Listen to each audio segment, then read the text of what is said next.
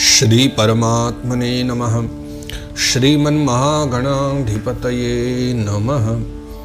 कस्तूरी तिलकं ललाटपटले वक्षस्थले कौस्तुभं नासाग्रे वरमौक्तिकं करतले वेणुकरे कङ्कणं सर्वाङ्गे हरिचन्दनं सुललितं कंठे च मुक्तावली गोपस्त्री परिवेष्टितो विजयते गोपाल चूड़ामणि। श्री गोवर्धन धाम की इस पवित्र भूमि से आप सभी हरि भक्त श्रीमद् भागवत कथा के समस्त परम प्रेमी जनों के चरणों में मेरा बारंबार वंदन प्रणाम। जय सिया राम, जय श्री कृष्ण। आओ द्वितीय स्कंद के अष्टम अध्याय में आज प्रवेश करें और भगवान शुकदेव की वाणी के साथ जो हमारी यात्रा आरंभ हुई है, अब उसमें राजा परीक्षित के आज विविध प्रश्नों की चर्चा है, वही अष्टम अध्याय में वर्णित है। आओ बड़े भक्ति भावना के साथ दर्शन करें। श्री परमात्मने नमः। श्रीमन्महागणाधिपतये नमः। श्रीमद्भागवत महापुराणं द्वितीय स्कंदः अथाष्टमोऽध्यायः। राज उवाच ब्रह्मणा चोदितो ब्रह्मन् गुणाख्याने गुणस्य च यस्मै यस्मै यथा प्राह नारदो देवदर्शनः। तो हे ब्रह्मन, अब राजा परीक्षित प्रश्न करते हैं भगवान शुकदेव से कि हे ब्रह्मन, अब कृपा करके आप मुझे बताइए, क्योंकि आप तो सब जानने वाले हो, वेद वेत्ताओं में आप श्रेष्ठ हो, तो मेरी जानने की इच्छा है कि गुणाख्याने गुणस्य च, ब्रह्मा जी ने निर्गुण भगवान के विषय में नारद जी को बतलाया था। तो नारद जी को जब वो सारा ज्ञान मिल गया तो उन्होंने वो सारा वर्णन करके नारद जी को मतलब क्या आदेश दिया है ना। तो उन्होंने जो है भगवान के गुणों का वर्णन करने के लिए नारद जी को आज्ञा दी कि अब आप इनका आगे वर्णन करो। तो नारद जी ने जो है किस किस रूप में किसको क्या क्या उपदेश किया है ना, ये हमारे जानने की इच्छा है कि कौन कौन भाग्यशाली हैं जिनको नारद जी उपदेश करते हैं। और आगे कहते हैं, एतद्वेदितुमिच्छामि तत्त्वं वेदविदाम्बर हरेरद्भुतवीर्यस्य कथालोक सुमंगला। तो एतद् वेदितुमिच्छामि, वेद शब्द जो है व्याकरण में विज्ञाने यानी जानने अर्थ में ज्ञान करना। तो एतद् वेदितुमिच्छामि, मेरी इच्छा क्या है कि मैं जानने की इच्छा रखता हूं। तत्वम वेद विदाम्बर, देखो आप जो है वेद वेत्ताओं में श्रेष्ठ हो, आपको तो सब पता है तत्व के विषय में। तो हरेर अद्भुत वीर्यस्य, एक तो भगवान की जो कथाएं हैं वो स्वतः ही मंगलकारी हैं, लोगों का कल्याण करती हैं, है ना। कथा लोक सुमंगला, वैसे ही वो सुमंगल करती हैं। फिर उस पर भी सुनाने वाले अगर नारद जी हों, वो तो सबको कथा ही नहीं सुनाते, अभी तो भगवान से भेंट ही करा देते हैं, चाहे ध्रुव हो प्रहलाद हो, भगवत दर्शन करा के छोड़ते हैं। नारद बाबा कच्चे गुरु जी नहीं है। तो ऐसे व्यक्ति के मुख से भागवत सुनना या कथा सुनना सौभाग्य की बात होगी। तो नारद जी ने किस किस को वो कथा सुनाई, कृपा करके बताइए, क्योंकि मेरी ये सब जानने की इच्छा है। कथयस्व महाभाग यथाहमखिलात्मनि कृष्णे निवेश्य निस्संगम मनस्त्यक्ष्ये कलेवरम। कथयस्व महाभाग, तो हे शुकदेव भगवान, इसलिए आप कहिए, वो कथा सुनाइए, यथाहम अखिलात्मनि, वह जो अखिल विश्व में चराचर जगत में व्याप्त भगवान हैं, उनकी कथा को सुनाइए। क्यों? क्योंकि कृष्णे निवेश निस्संगम, मैं निस्संग हो जाऊं, यानी मेरी आसक्ति संसार से हट जाए, और कृष्णम निवेश, और मैं कृष्ण में प्रवेश कर जाऊं। इसका मतलब है कि मैं कृष्ण के भाव में डूब जाऊं, यानी कृष्ण में ही मैं खो जाऊं, कृष्ण का ही चिंतन सदा सर्वदा करता रहूं। और मनस्त्यक्ष्ये कलेवरम, उसके पश्चात अपने हृदय में कृष्ण को विराजमान करके श्री कृष्ण का ध्यान करते हुए ये जो कलेवर है, ये जो मेरा शरीर है, मैं इसको त्याग सकूं, इसको छोड़ सकूं, यही मेरी इच्छा है। शृण्वतः श्रद्धया नित्यं गृणतश्च स्वचेष्टितं कालेन नातिदीर्घेण भगवान विशते हृदि। तो शृण्वतः श्रद्धया नित्यम, जो नित्य श्रद्धा के साथ इसका श्रवण करते हैं, किनका? भगवान के गुणों का। और गृणतश्च स्वचेष्टितम, और इतना ही नहीं, फिर उसको ग्रहण करके जो है कहते भी हैं, फिर उस कथा का गायन भी करते हैं, कथन करते हैं। क्या होता है कि कालेन नाति दीर्घेण, थोड़े ही समय में, ज़्यादा समय नहीं लगता, भगवान विशते हृदय, भगवान उनके हृदय में आकर के विराजमान हो जाते हैं, जो इस कथा का नित्य श्रवण किया करते हैं। प्रविष्टः कर्णरंध्रेण स्वानां भाव सरोरुहं धुनोति शमलम कृष्णः सलिलस्य यथा शरत्।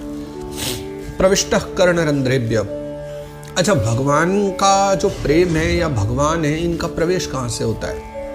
कानों के द्वारा, कानों के द्वारा ही ये प्रवेश करते हैं। वो स्थान है भीतर हृदय में जाने का। तो प्रविष्ट कर्णरंध्रेण, कर्णरंध्र के द्वारा प्रविष्ट होकर स्वानाम भाव सरोरुहम, यानी जो भक्तों का जो भावमय हृदय है उस पर भगवान विराजमान हो जाते हैं, बैठ जाते हैं। कैसे कि धुनोति शमलम कृष्ण, फिर जितने भी मल हैं उनको कृष्ण कैसे मिटा देते हैं? सलिलस्य यथा शरद, सलिल यानी सरोवर है ना, और शरद कहते हैं शरद पूर्णिमा।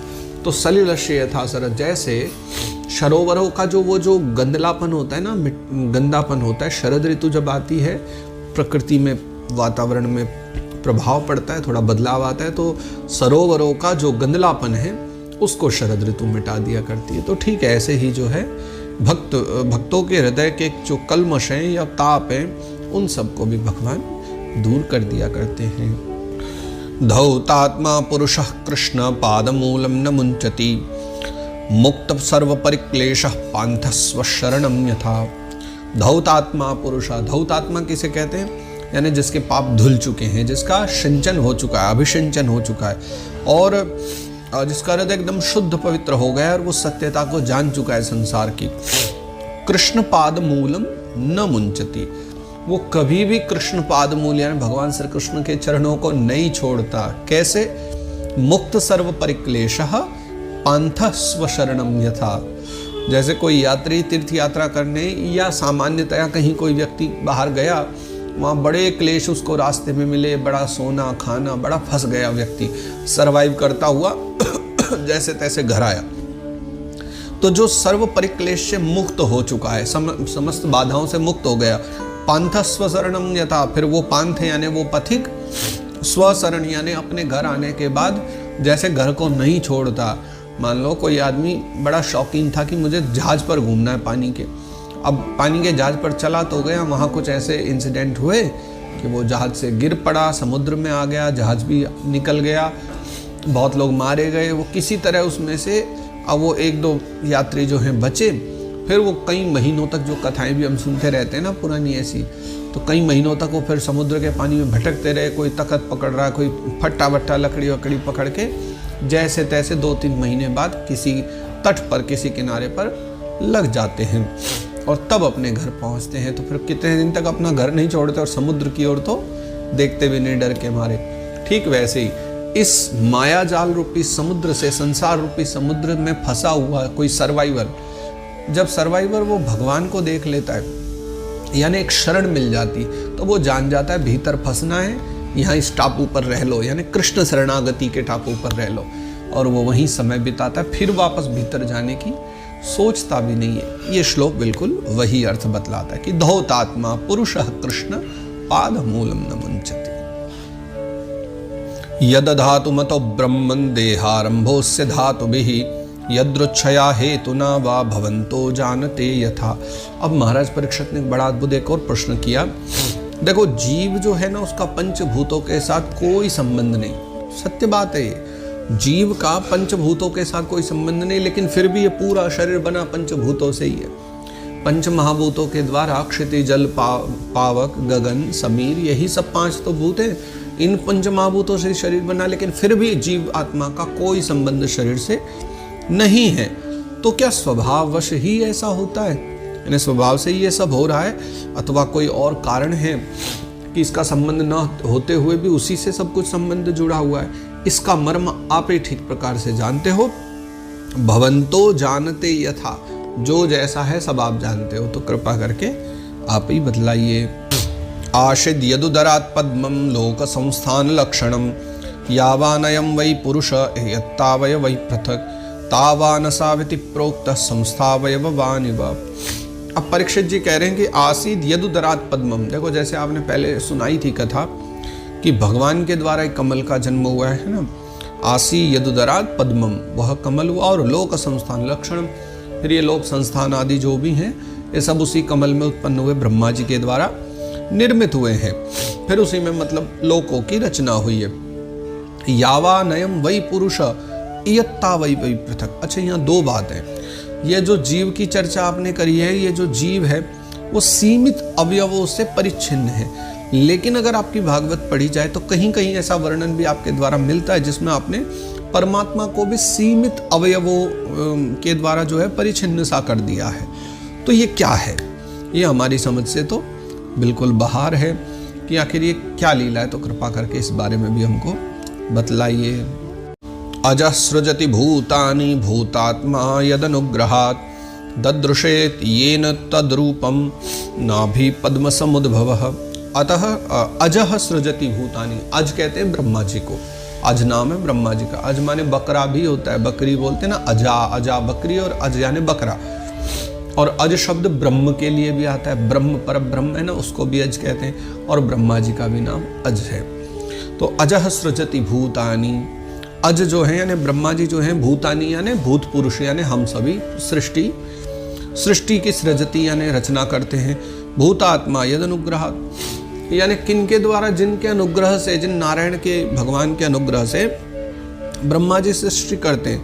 और ददृशे ये न तद्रूपम नाभि पद्म संभव, नाभि के कमल से उत्पन्न होकर के ब्रह्मा जी जिनकी कृपा से ही जिनका दर्शन करते हैं, हम उनकी बात कर रहे हैं। और अगले श्लोक में इस बात को पूरा भी कर रहे हैं वो, सचापि यत्र पुरुषो विश्वस्थित्युद्भवाप्ययः मुक्त्वात्म मायां मायेशः सेते सर्वगुहाशयः।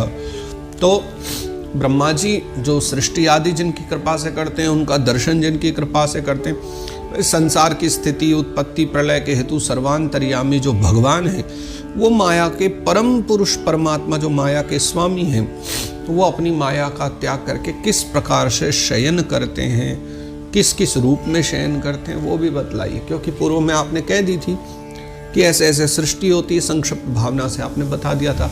लेकिन हमें तो और जानना है कि जब सृष्टि नहीं रहती, सब प्रलय आ जाती, तब वो किस रूप में रहते हैं, नारायण रूप में या किसी अन्य रूप में, कहाँ चले जाते हैं, कैसे रहते हैं, क्या व्यवहार उनका होता है उस समय, सृष्टि में क्या चल रहा होता है उस समय जब वो सोए रहते हैं, वो सब भी हमको जानना है। पुरुषावयवैर्लोकाः सपालः पूर्वकल्पिता लोकैरमुष्यावयवाः सपालैरिति शुश्रुमा। एक ऐसा प्रश्न कर रहे हैं महाराज परीक्षित, क्षमा करें महाराज परीक्षित, एक ऐसा गजब का प्रश्न कर रहे हैं जो आज से कुछ वर्षों पहले मेरे मन में भी हुआ था जब भागवत जी का अध्ययन कर रहे थे।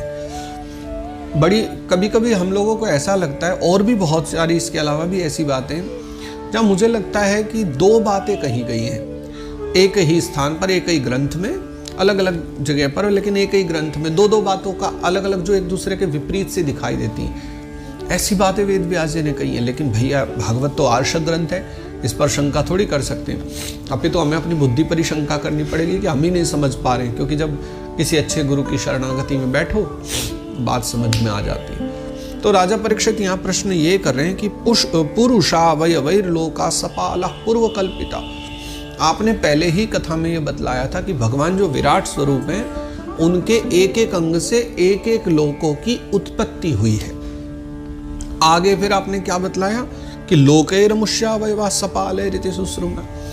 आपने पहले तो कह दिया कि भगवान के श्री अंगों से एक एक अंग से एक एक लोक और लोकपाल की उत्पत्ति हुई है। बाद में फिर आपने एक विषय छेड़ा और उसमें कहा कि भगवान के उन अंगों में एक एक लोक और लोकपाल की कल्पना की गई है। तो अंग से उत्पत्ति होना और अंग में कल्पना करना, इन दोनों बातों में भेद क्या है? भाई हमारी दृष्टि में तो दोनों एक सी बात है कि उससे उत्पन्न होना या उसमें कल्पना करना, दोनों का भेद क्या है? कृपा करके बताओ। सृष्टि अलग प्रसंग है, विभूतियां अलग प्रसंग है। परीक्षित यही कहना चाह रहे हैं कि इन दोनों में भेद क्या है, कृपा करके वो समझाइए। यावान कल्पो विकल्पो वा यथा कालो नुमीयते भूत भव्य भवत् शब्द आयुर्मानम च यत् सतः। परीक्षित एक बात और भी पूछते हैं कि यावान कल्पो विकल्पो वा, यानी एक जो महाकल्प है वो कैसा है, और जो उसके अंतर कल्पो विकल्पो वा, यानी एक तो जो अवान्तर कल्प कहा गया है बड़े वाला, अवान्तर कल्प जो है वो कितने प्रकार का है, या एक ही है तो कितने समय का है, उसके भीतर जो अन्य विकल्प हैं, यानी उसके अंतर्गत जो अवान्तर कल्प है, तो महाकल्प होता है बड़ा, वो कैसा एक ही है या अनेक हैं, उसके भीतर के जो अवान्तर कल्प हैं वो कितने प्रकार के हैं, उनका क्या कैसा कैसा परिमाण है। और भूत भव्य भवत शब्द, भूत भविष्य जो वर्तमान ये तीनों काल हैं, इनका अनुमान किस प्रकार से लगाया जाता है ना, आयुर्मानम च यत् सतः। और ये एक बात वो और पूछ रहे हैं कि जितने भी भूत प्राणी हैं, है ना, जितने भी देहाभिमानी जीव हैं, ये सब के सब जीव भी क्या इनकी कोई आयु बंधी हुई है, कृपा करके हमें ये जरूर बतलाइए। कालस्यानुगतिर्यातु लक्ष्यतेन्वि बृहत्यपि यावत्यः कर्मगतयो यादृशीर्द्विज सत्तमः। तो हे ब्राह्मण श्रेष्ठ, हे सुखदेव बाबा, काल की जो सूक्ष्म गति है, उस काल की जो त्रुटियां हैं, और स्थूल गति यानी वर्ष आदि जो चलते रहते हैं, जैसे पिछले श्लोक में पूछा है कि वो वर्ष आदि हैं वो कैसे जानी जाए, और जो विविध कर्मों से जो जीव है वो कितनी प्रकार की गतियां पाता है, कैसी कैसी गतियां पाता है, उस विषय में भी कृपा करके हमको बतलाइए। यस्मिन् कर्म समावायो यथा येनोपगृह्यते गुणानाम गुणिनाम चैव परिणामम अभीप्सताम। देखो, देव, मनुष्य, सर्प, किन्नर, गंधर्व, सब जितनी योनियां हैं, सत्व, रज, तम, 3 प्रकार के गुणों के फलस्वरूप है ना, मनुष्य आदि जो योनियां हैं ये सब जो है ना प्राप्त होती हैं। मतलब जैसा व्यक्ति कर्म करे, तमोस स्वभाव में रहेगा तो तम योनियां मिलेंगी, सतोगुणी बन जाएगा तो सतोगुण वाली योनियां मिलेगी। तो उनको चाहने वाले, यानी जिसको जो योनि चाहिए, उनको चाहने वाले वो जो जीव हैं, उनको कौन सी योनि प्राप्त करने के लिए कौन सा जो है किस किस प्रकार से कर्म स्वीकार करना चाहिए, यानी कौन सा कर्म करें तो कौन सी योनि मिल जाए, इस बारे में भी कृपा करके आप हमको बतलाइए। भूपातालककुव्योम ग्रह नक्षत्र भूभ्रताम सरित समुद्र द्वीपानाम संभवश्चैत दोकशाम। पृथ्वी है ना, भू यानी पृथ्वी, फिर पाताल, फिर दिशा, और उसके पश्चात में आकाश, फिर ग्रह, नक्षत्र, फिर पर्वत, नदी, है ना, सरित समुद्र द्वीपानाम, फिर समुद्र द्वीप और उनमें रहने वाले फिर जो जीव हैं, इनकी उत्पत्ति कैसे होती है, यानी पृथ्वी कैसे बनती है, पाताल कैसे बनता है ना, ये पेड़ पौधे, नदी, मानव, उनमें रहने वाले जीव, ये सब कैसे कैसे प्रकट होते हैं, कृपा करके ये भी हमको बतलाइए। प्रमाण मंडकोशस्य बाह्याभ्यंतर भेदतः महताम चानुचरितम वर्णाश्रम विनिश्चयः। फिर अंडकोशस्य प्रमाणम, यानी अंडकोश बोलते हैं ब्रह्मांड को, तो ये जो पूरा विशाल ब्रह्मांड है इसका हमें प्रमाण बतलाइए। प्रमाण का मतलब क्या होता है? प्रमाण का मतलब है कि बाह्याभ्यंतर भेदतः, इसका बाह्य जो है प्रमाण कितना है और आभ्यंतर प्रमाण कितना है, यानी अंदर से कितना है ये, बाहर से कितना। परिमाण संस्कृत शब्द में लिखा है प्रमाण, लेकिन हिंदी में अगर उसको हम थोड़ा समझने का प्रयास करें तो प्रमाण शब्द का अर्थ थोड़ा अलग हो जाता है, इसलिए उसको परिमाण लेकर के चलिए। यहाँ प्रमाण का अर्थ होगा परिमाण। परिमाण मतलब होता है कितना, यानी उसका परिमाण कितना, यानी कितने में फैला हुआ है। तो बाह्य और आभ्यंतर, अंदर बाहर दोनों प्रकार से ब्रह्मांड कितना बड़ा है ये बताइए।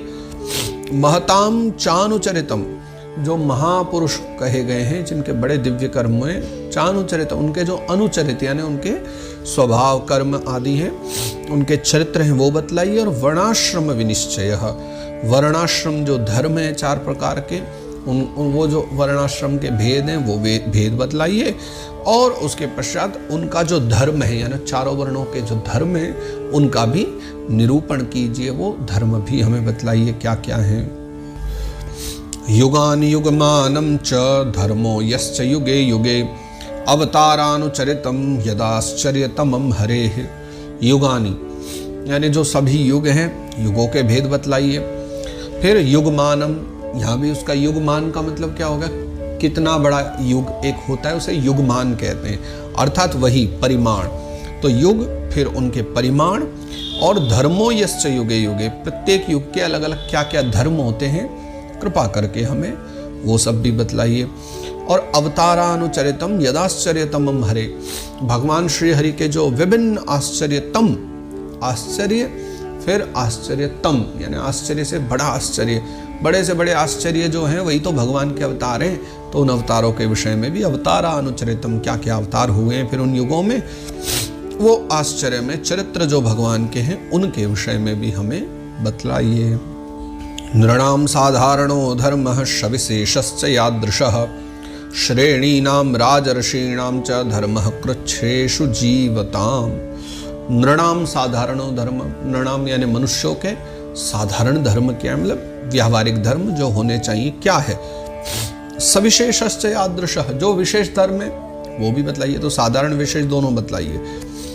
श्रेणी नाम यानी श्रेणी बोलते हैं व्यवसायियों को जो व्यापार करते हैं, श्रेणी नाम यानी व्यवसायियों के धर्म क्या बतलाइए। राजर्षि नाम चह, जो राजर्षि जन है उनके धर्म क्या है वो भी बतलाइए।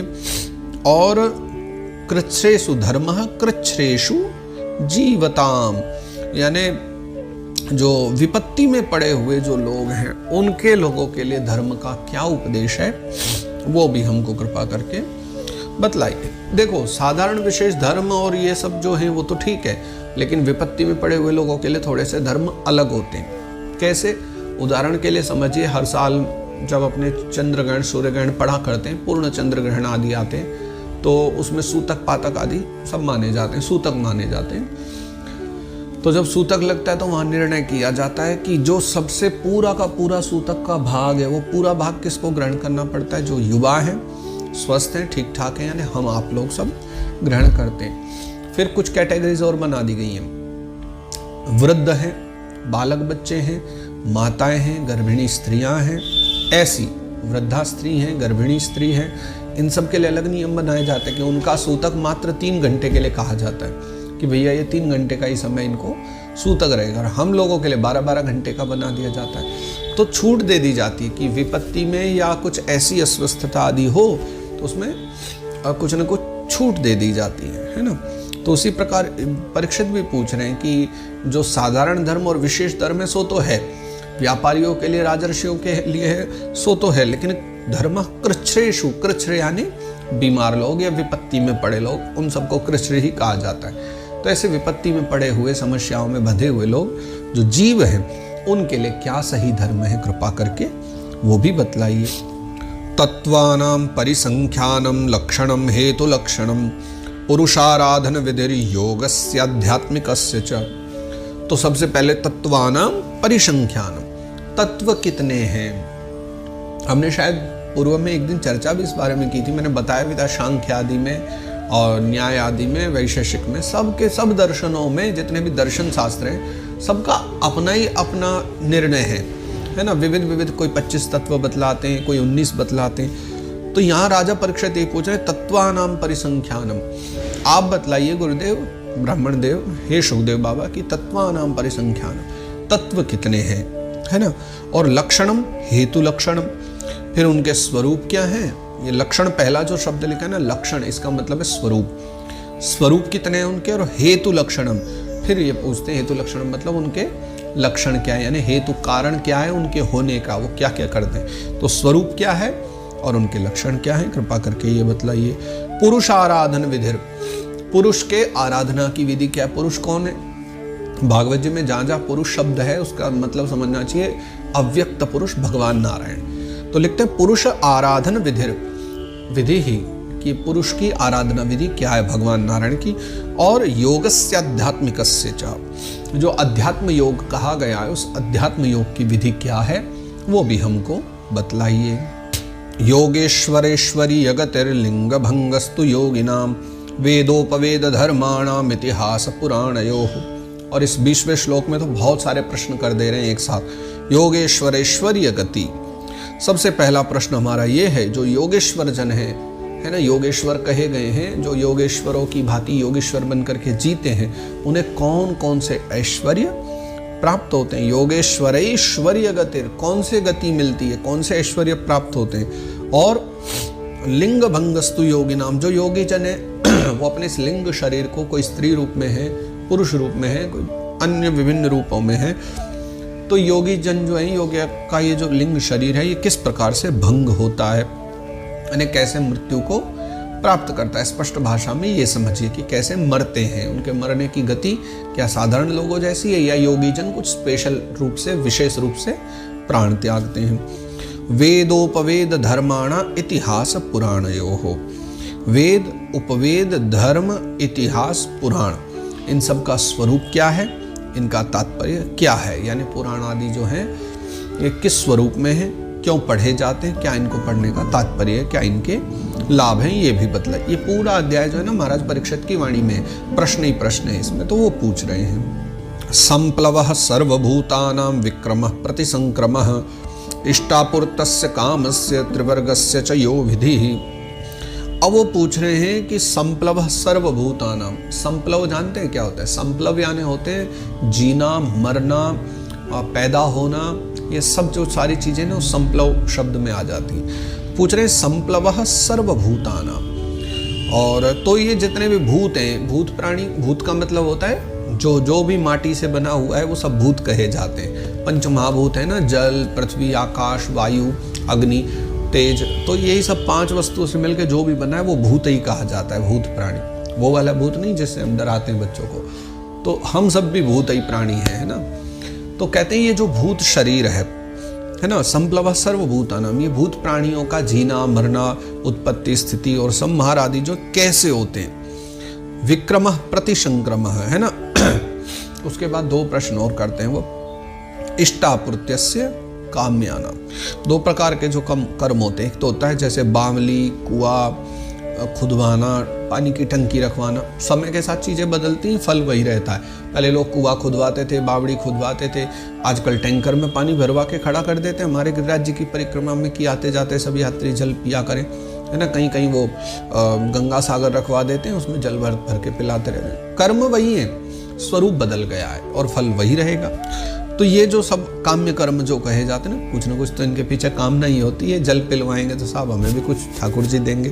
तो ये जो इष्टापूर्ति कर्म कहे गए, काम्य कर्म अथवा जिनको कह लो आप, यानी बावली, कुआं खुदवाना आदि, और स्मार्त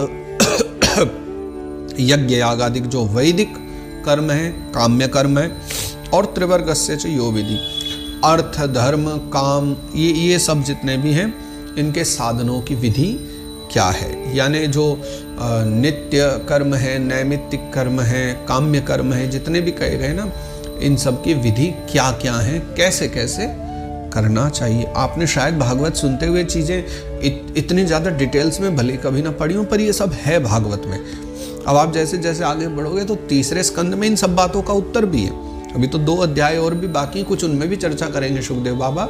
और 3य स्कंद में तो पूरा यही वर्णन है सृष्टि के बारे में, कैसे कौन क्या कब उत्पन्न हुआ, और फिर ये जितनी बातें पूछी जा रही है ना कि इनके स्वरूप क्या है, तत्व क्या है, और फिर ये नित्य, नैमित्तिक और काम्य कर्म आदि जितने भी हैं, वैदिक कर्म, इनके करने से क्या लाभ होगा, कर्म कौन कौन से किस किस कैटेगरी में आते हैं, वो भी आगे चर्चा करेंगे।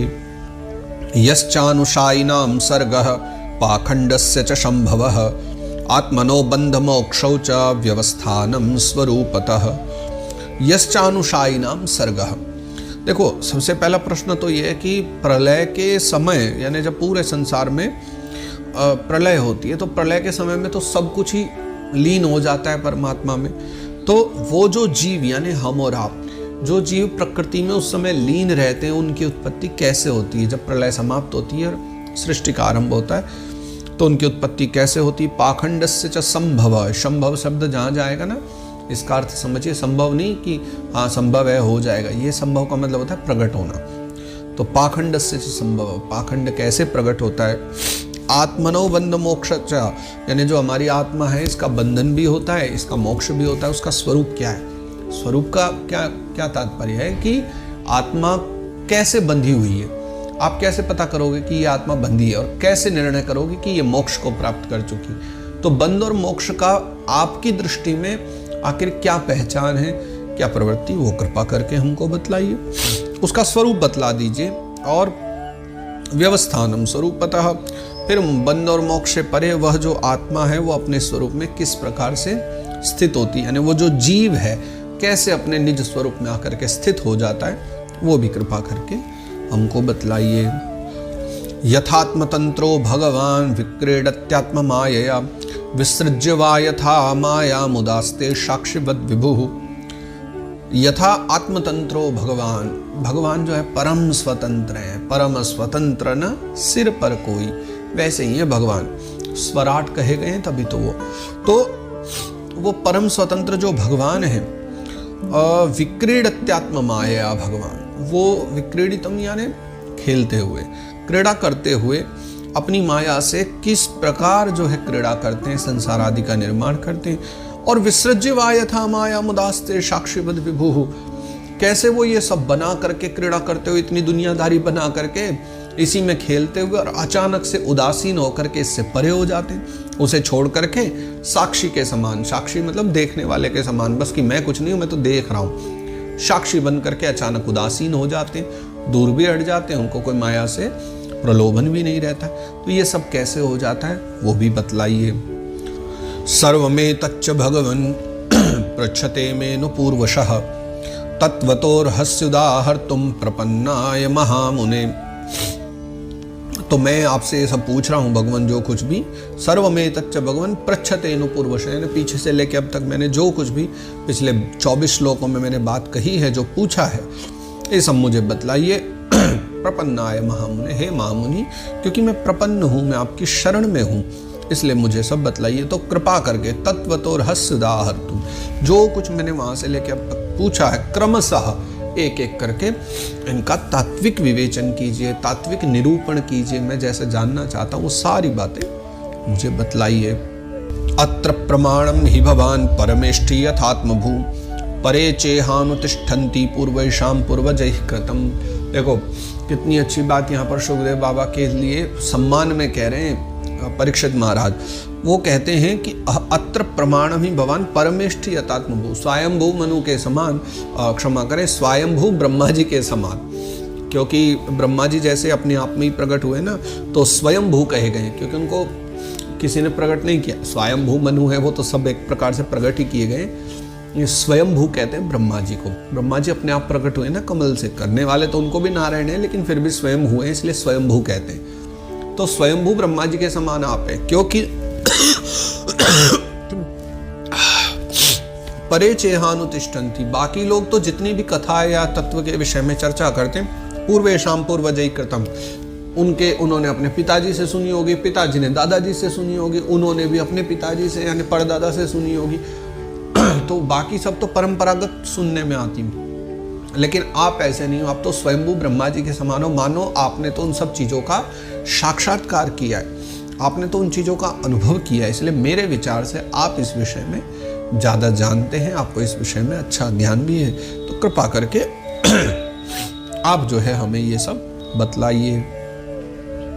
न मे सवः परायन्ति ब्रह्मन्नशनादमि पिबतोच्युत पीयूष मन्यत्र कुपिताद्विजात्। महाराज परीक्षित कह रहे हैं भगवान न मे सवः परायन्ति, मेरी बिल्कुल चिंता मत करना भूख प्यास की कि कथा सुनाते समय कहीं बीच बीच में छुट्टी देनी पड़े। परंपरागत जो हुआ है वो तो सुखदेव जी ने संभाला ही ये नियम से, लेकिन वो कह रहे हैं परीक्षित मेरी चिंता बिल्कुल मत करना भूख प्यास की, क्योंकि मैं तो वैसे ही जो है ना एक ब्राह्मण के शाप से दुखित हूँ। एक कुपित ब्राह्मण के कारण, श्राप के कारण मेरी मृत्यु सिर्फ 7 दिन के बाद ही होगी, भूख प्यास से मैं मर नहीं सकता, इसलिए आप उस बात की चिंता मत करना। और फिर पिबतोच्युत पीयूष, भगवान अच्युत जो है उनका जो अमृत रूपी कथा है, पीयूष यानी अमृत, वो जो कथा है पिबतो, मैं तो उसको पी रहा हूँ, यानी भगवान नाम के अमृत को पी रहा हूँ, कथा अमृत को पी रहा हूँ। अन्यत्र कुपिताद्विजात्, तो उसको पीते हुए मेरा जीवन 7 दिन का निकल जाएगा। कुपित ब्राह्मण के श्राप से मैं मरूंगा, भूख प्यास से मेरी मृत्यु नहीं हो सकती, इसलिए निश्चिंत होकर आप मुझे ये सारी बातें क्रमशः बताइए जो जो मैंने पूछी हैं। और इस प्रकार 26 श्लोकों तक उन्होंने अपनी सारी बात कह दी।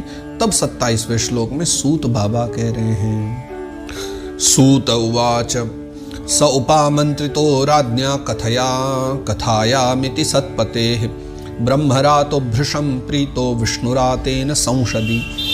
तो सूत बाबा कह रहे हैं कि हे शौनकादिक ऋषियों, सौपामंत्रितो राजा, इस प्रकार राजा ने जो है कथयामिति सत्पते, वो संतों की जो सभा थी ना पूरी, उसके बीच में जहाँ सुखदेव जी बैठे थे वहीं राजा परीक्षित ने अपने मन की सारी बातें बोल दी, जो जो भी था।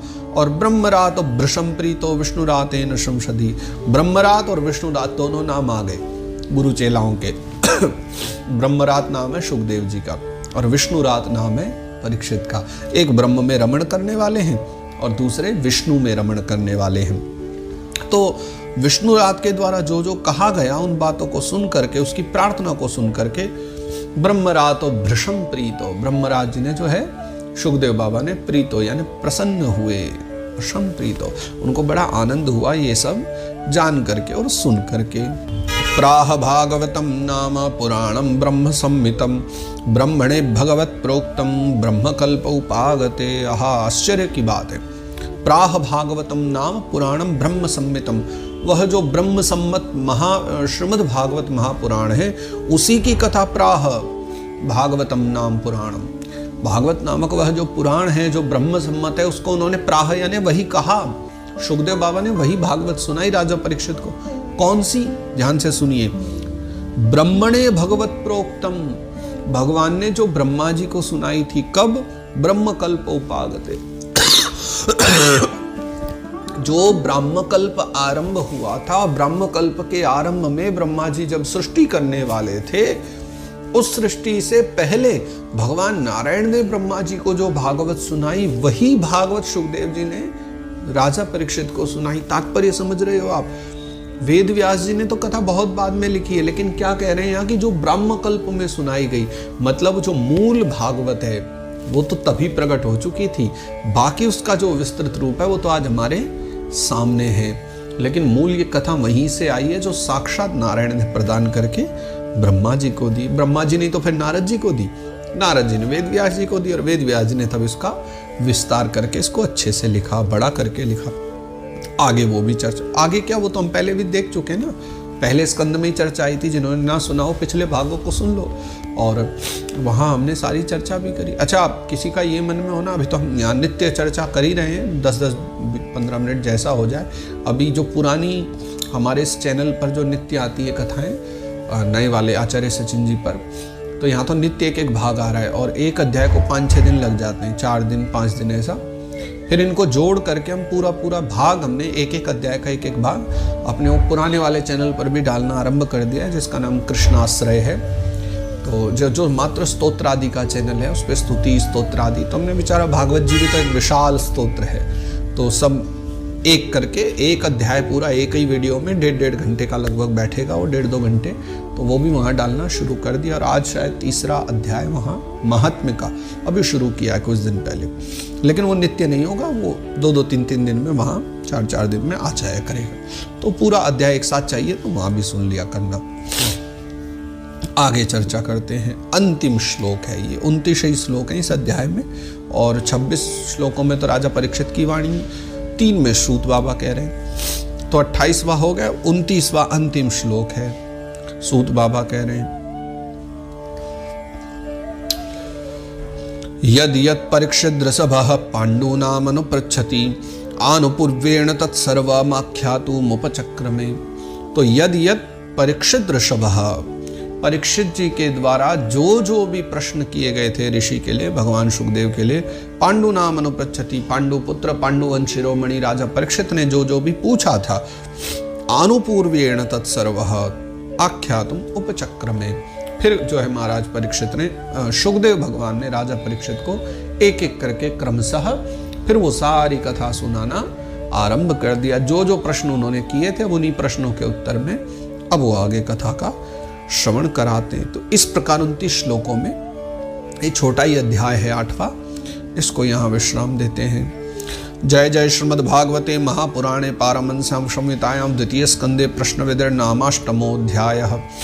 तो इस प्रकार श्रीमद् भागवत महापुराण इस परमहंस संहिता के 2 स्कंद में प्रश्न विधि के नाम से यह 8वां जो अध्याय है वो गाया गया है।